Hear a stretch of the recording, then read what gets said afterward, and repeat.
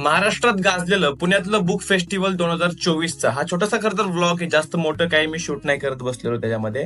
छोटीशी माहिती आणि छोटासा व्लॉग आहे. तुम्हाला व्लॉग कसा वाटतोय मला नंतर कमेंट्स मध्ये नक्की सांगा. आणि हा चॅनलवर नवीन असाल तर चॅनलला नक्की सबस्क्राईब करा. मी कोणती पुस्तक घेतली, मला कसं वाटलं, येस सगळं या व्लॉग मध्ये. तर जय शिवराय मंडळी. कसं काय, मी माझ्या गाडीच्या बाबतीत जराही रिस्क घेत नाही. त्यामुळे फर्ग्युसन कॉलेजच्या समोर जे पार्किंग आहे पे पार्किंग, तिथे गाडी पार्क करून आपण एंट्री केली पुणे बुक फेस्टिवल 2024 मध्ये. आणि एंट्री केल्यापासूनच आपल्याला खूप सुंदर असं पुस्तकमय वातावरण बघायला भेटतं. त्याचं कारण म्हणजे असं पुस्तकांसारखे केलेले बेंचेस असू दे किंवा मोठमोठ्या डिझाईन्सनी फोटोग्राफीसाठी किंवा मार्केटिंगसाठी केलेले हे सगळे होल्डिंग्स असू दे, खूप भारी वातावरण आहे आणि मज्जा येते भाऊ फिरायला.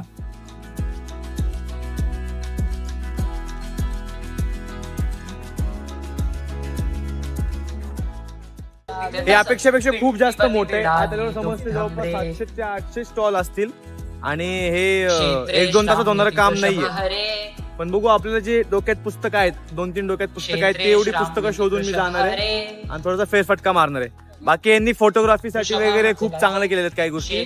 आणि एका पक्षाच्या मार्गदर्शनाने हे झालं असल्या कारणामुळे त्या पक्षाचं तुम्हाला मार्केटिंग दिसून येतं. अर्थातच भाजपचं हे सगळं आहे.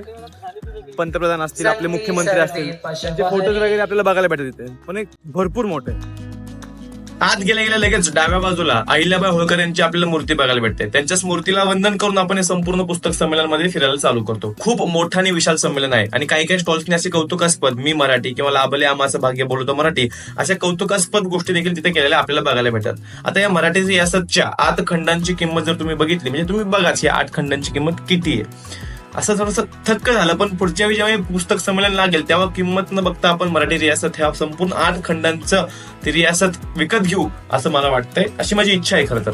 आणि खरं तर या एका स्टॉलचं कौतुक करावं तितकं कमी, कारण की खूप सुंदर असा स्टॉल आहे. संपूर्ण शिवसृष्टी त्यांनी तिथे उभा केली होती. छत्रपती शिवरायांच्या, छत्रपती शंभूराजांच्या किंवा जिजाऊंच्या, येसुबाईंच्या, आपल्या मावळ्यांच्या सगळ्या पुस्तकांची तिकडे मांडणी केली होती. खरं तर मी तिकडनं एकही पुस्तक घेतलं नाही, कारण की बऱ्यापैकी पुस्तकं माझ्याकडे आहेत.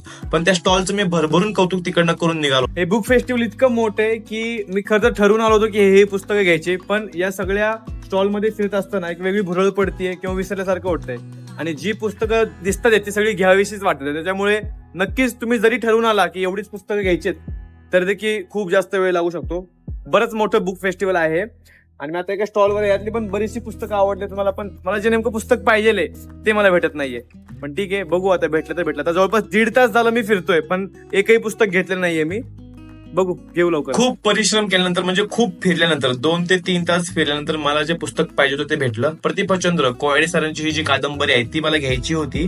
मोनेश दादा असेल किंवा अनेक माझ्या मित्रांनी ही कादंबरी मला सजेस्ट केली होती, त्याच्यामुळे ती कादंबरी मला घ्यायची होती. आणि काही पुस्तके मी दिदीसाठी देखील घेतली, काही पुस्तके कवितांसाठी घेतली, पण बरीच पुस्तक घेऊन मी निघालो. आणि हे सगळं मला एका स्टॉलमध्येच भेटलं बरं का. भारी वाटलं, म्हणजे माझा वेळ वाचला बराच. जवळपास 3 तास झालं मी फिरतोय आणि आता कुठे जाऊन मला जी पुस्तकं पाहिजे होती ती भेटलेली आहेत. बरंच मोठं असल्या कारणामुळे पुस्तक शोधायला भरपूर वेळ लागली. पण शेवटी एका स्टॉलमध्येच मला सगळी पुस्तकं भेटून गेली. प्रतिपचंद्र ही जी कादंबरी आहे ती कादंबरी मी शोधत होतो बरेच वेळ झाला, तर ती कादंबरी देखील भेटली. आणि दीदीला पण फोन केलता, तिला पण 2 पुस्तकं पाहिजे होती, तर ती देखील पुस्तकं घेतलेली आहेत.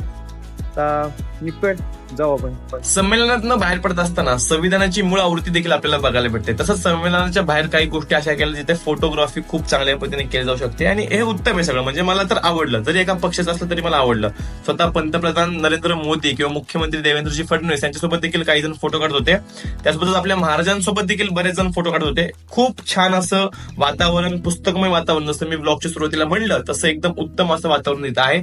अनेक सहली वगैरे इकडे आल्या होत्या. आणि बाहेर पडता पडता आपण हे देखील वाचलं की पुढच्या वर्षीचं पुस्तक संमेलन हे 13 ते 25 डिसेंबर 2025 दरम्यान होणार आहे. आणि माझी गाडी जिथे पार्क केली होती तिथे मस्तपैकी आपण ही पुणेरी पाटी वाचली. आणि ही पुणेरी पाटी वाचून आपण निघत होतो आपल्या घरी. पण जाता जाता आपण आपल्या कॉलेजमधल्या बंक पार्टनरला, म्हणजेच आब्याला, अभिषेक राजपूतला भेटून निघालो. मस्त गेलं खरं तर हे बुक संमेलन पूर्णपणे फिरण्याचा हा दिवस. तुम्हाला ब्लॉग कसा वाटला मला कमेंट्स मध्ये नक्की सांगा. आणि हा, चॅनलवर नवीन असाल तर चॅनलला नक्की सबस्क्राईब करा. जय शिवराय.